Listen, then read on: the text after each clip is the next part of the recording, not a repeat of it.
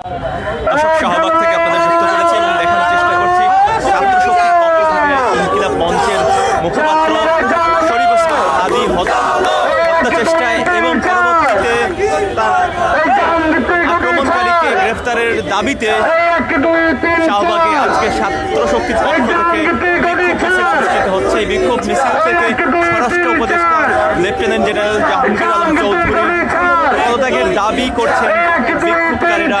এছাড়াও আমরা দেখতে পাচ্ছি স্বরাষ্ট্র উপদেষ্টার একটি পুষ্পোত্তলিকা নিয়ে আসা হয়েছে। এখানে একটি পাঞ্জাবি পরিয়ে স্বরাষ্ট্র উপদেষ্টার ছবি মাথায় লাগিয়ে নিয়ে আসা হয়েছে এবং এই পুষ্পোত্তলিকার মাধ্যমে স্বরাষ্ট্র উপদেষ্টার পদত্যাগের দাবি করা হচ্ছে। এখান থেকে হাদী নিয়ে বিভিন্ন স্লোগান দেওয়া হচ্ছে। হাদী কালজয়ী একটি ক্যারেক্টার, আজীবন আমাদের বাঙালিদের হৃদয়ে লুকিয়ে থাকবে সেই ব্যাপারটি এখানে স্লোগানের মাধ্যমে ফুটিয়ে তোলা হচ্ছে। এখানে বলা হচ্ছে যে বাংলাদেশের পক্ষে শরীফ ওসমান হাদী বাংলাদেশের পক্ষে তিনি ঐক্য গড়ে গিয়েছেন বিভিন্ন সময়ে। জুলাই গণঅভ্যুত্থানের পরে যখন বিভিন্ন শক্তি দ্বারা জুলাই গণঅভ্যুত্থান আহত এবং সংক্রমিত হচ্ছিল, ঠিক তখনই জুলাই গণঅভ্যুত্থানের যে স্পিরিট, সেই স্পিরিট ধরে রেখেছিলেন শরীফ ওসমান হাদী। তার এই স্পিরিটের বিরুদ্ধে আঘাত করেছে সেই কালো শক্তির পক্ষ থেকে, সেটিও বলা হচ্ছিল এই এনসিপি ছাত্র শক্তির পক্ষ থেকে।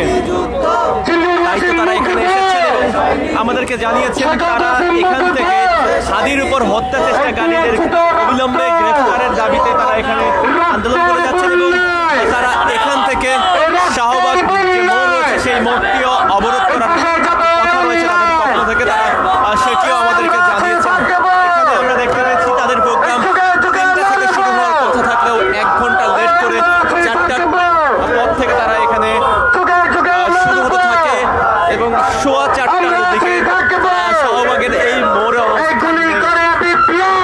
ঠিক তারপরে আমরা দেখতে পাচ্ছি যে আস্তে আস্তে ছাত্র শক্তির বিভিন্ন ইউনিটের নেতাকর্মীরা এখানে এসে জড়ো হচ্ছেন এবং তারা আস্তে আস্তে তাদের যে শক্তি রয়েছে সেই শক্তি বৃদ্ধির চেষ্টা চালিয়ে যাচ্ছেন।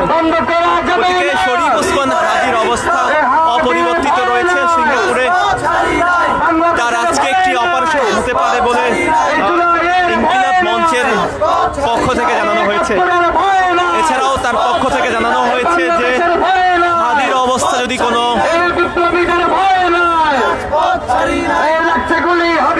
হাদীর জন্য যদি কোনো খবর আসে যা বাঙালির জন্য দুঃসংবাদ হয়ে আসে, তাহলে সবাইকে, বিপ্লবী যারা রয়েছে সবাইকে এই শাহবাগ মোড়ে অবস্থান নেওয়ার জন্য ইনকিলাব মঞ্চের পক্ষ থেকে জানানো হয়েছে এবং সেক্ষেত্রে যতক্ষণ না পর্যন্ত হাদীর উপর আক্রমণকারীদের গ্রেফতার না করা হবে, বিচারের মুখোমুখি তাদেরকে নিয়ে আসা না হবে, ততক্ষণ